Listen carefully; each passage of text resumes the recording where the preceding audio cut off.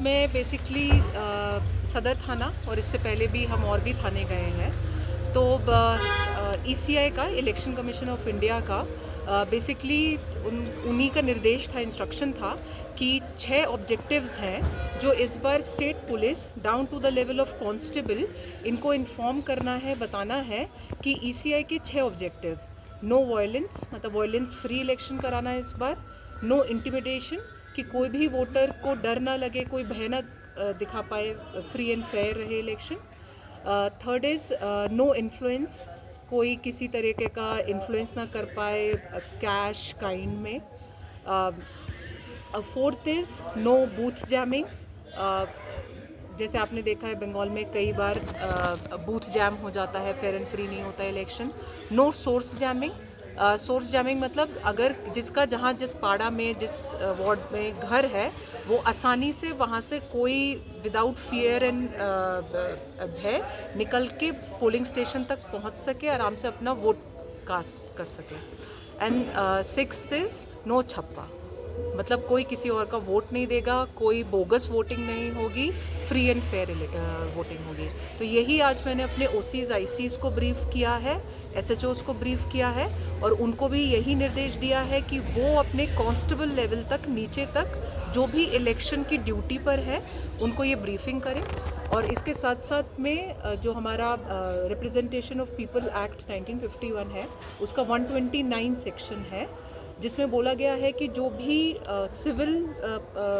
तरफ से election duty पे है, पुलिस पर्सनल जो इलेक्शन ड्यूटी पे है, वो किसी तरीके का कोई भी इस टाइप की एक्टिविटी नहीं करेंगे जिससे इलेक्शन किसी एक पर्टिकुलर कैंडिडेट के फेवर में या किसी एक पर्टिकुलर कैंडिडेट के मतलब नॉन फेवर में जाए। तो ये मैंने सबको बता दिया है, क्योंकि इस टाइप की अगर एक्टिविटी कोई पुलिस पर्सनल करता है, पुलिस ऑफिशियल करता है, तो उसके अगेंस्ट मतलब एप्रोप्रिएट एक्शन लिया जाए। तो ये आज मैंने ब्रीफिंग के लिए बेसिकली आज आई थी। तो इलेक्शन के दौरान कुछ भी कंप्लेन हो तो कैसे कर सकते हैं? हाँ, उसी के लिए बहुत अच्छा क्वेश्चन पूछा आपने। उसी के लिए हमने 2 दिन पहले, आप हमारा जो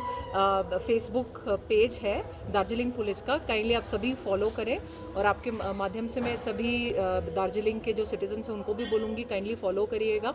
दार्जिलिंग पुलिस का पेज। उसमें हमने हमारा जो हेल्पलाइन नंबर है उसको रिलेटेड एक पोस्ट किया है,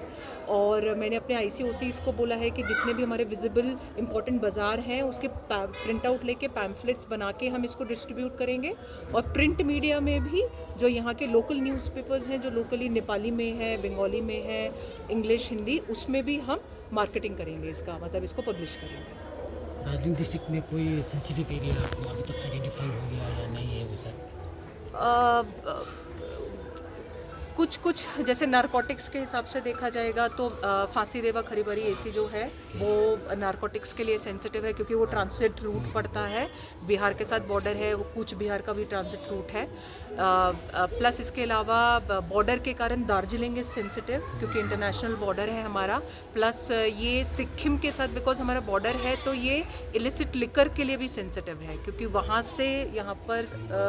कम दाम में क्योंकि मिलता है, तो सिक्किम से काफ़ी लिकर आती है इधर पे। उसी के लिए हमारे नाका पॉइंट्स हैं। सिंगला में एक इम्पॉर्टेंट नाका पॉइंट है, माजिरहाट में है, आरआरपीएस में हमारा त्रिवेणी के साथ है, जहाँ पे एटलीस्ट हम ये हमारा मजिस्ट्रेट के साथ एसएसटी नाकाज हैं जहाँ पर हम इस पर एक्शन ले सकें। और इसके अलावा एक्सपेंडिचर सेंसिटिव भी हमारे नीचे की 2 एसीज़ हैं, वो एक्सपेंडिचर सेंसिटिव भी हैं, जहाँ पे कैश इनफ्लोज का पहले भी घटना हुआ है, तो उसमें भी हमने एक्स्ट्रा एफएसटी रखी हैं, जो फ्लाइंग स्क्वाड की टीम्स।